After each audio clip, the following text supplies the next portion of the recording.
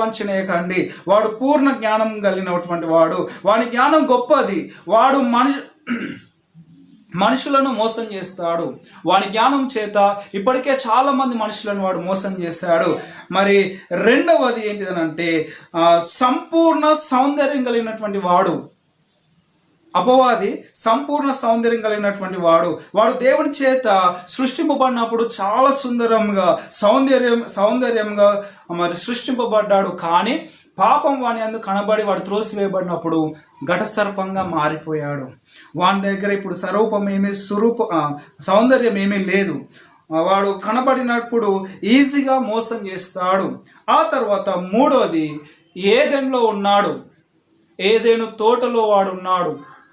చూడండి, అబ్జర్వ్ చేయండి. అపవాది ఏ విధంగా పూర్వం ఉండేనో, దేవుని దగ్గర ఉండేను.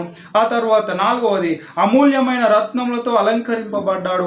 వాడు దేవుని సముఖంగా ఉన్నాడు.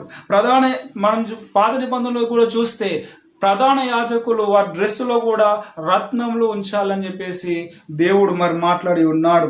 ఐదవది మరి వీడు వర్షిప్ లీడర్. మీరు గమనించినట్లయితే ఇక్కడ ఇంపార్టెంట్ విషయం ఏంటంటే కేజేవి వర్షన్లో, కింగ్ జేమ్స్ బైబుల్లో మనం చూస్తే వాయిద్యములన్నీ వాని దేహంలోనే ఉన్నాయి, వాని దేహంలోనే ఉంచబడ్డాయట. వాయిద్యాలన్నీ దేహంలోనే ఉంచబడ్డాయట. దేవుడు ఈ సంగీతాన్ని ఎందుకు మరి వానిలో పెట్టి ఉన్నాడు అని అంటే దేవుని మహిమ కోసం. సో వర్షిప్ లీడర్గా ఉన్నటువంటి వారు మీరు కూడా చాలా జాగ్రత్తగా ఉండాలి. సంగీత విషయంలో చాలా జాగ్రత్తగా ఉండాలి. వాడు వర్షిప్ లీడర్. నాలుగవది రకరకాల మ్యూజిక్స్ ఈ దినాల్లో వచ్చాయండి. చాలామంది ఎమోషన్కి ఫీల్ అయ్యే మ్యూజిక్స్ ఈ దినాల్లో వింటూ ఉన్నారు. వాళ్ళని ఎంత ఎమోషనల్గా తీసుకుపోతుంది అంటే ఆ మ్యూజిక్ అంత ఎమోషనల్గా తీసుకుపోతుంది. తర్వాత వాళ్ళ జీవితాలనే నాశనం చేసేస్తూ ఉంది. సో వర్షిప్ లీడర్ వాడు ఫస్ట్ వర్షిప్ లీడర్.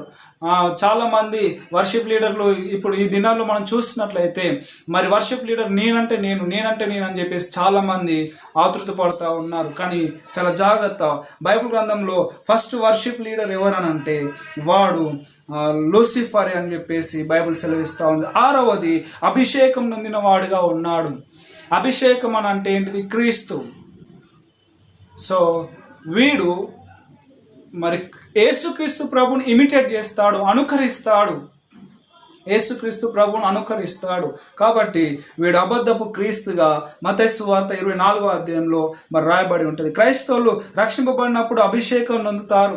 చాలామంది రక్షింపబడిన తర్వాత కూడా అభిషేకం అంటారు. కానీ క్రైస్తవులు ఎప్పుడైతే రక్షింపబడతారో ఫస్ట్ వాళ్ళకి అప్పుడే దేవుని యొక్క అభిషేకం అనేది ఉంటుంది. తర్వాత మరి అభిషేకం కావాలి అని చెప్పేసి మరి పెంతెకోస్తు వాళ్ళు కూడా, కెరిస్మాటిక్ వాళ్ళు కూడా ఈ విధంగా ప్రార్థన చేస్తారు. కానీ మీకు తెలియని విషయం ఏంటో తెలుసా? మీరు ఎప్పుడైతే దేవుని నమ్ముకున్నారో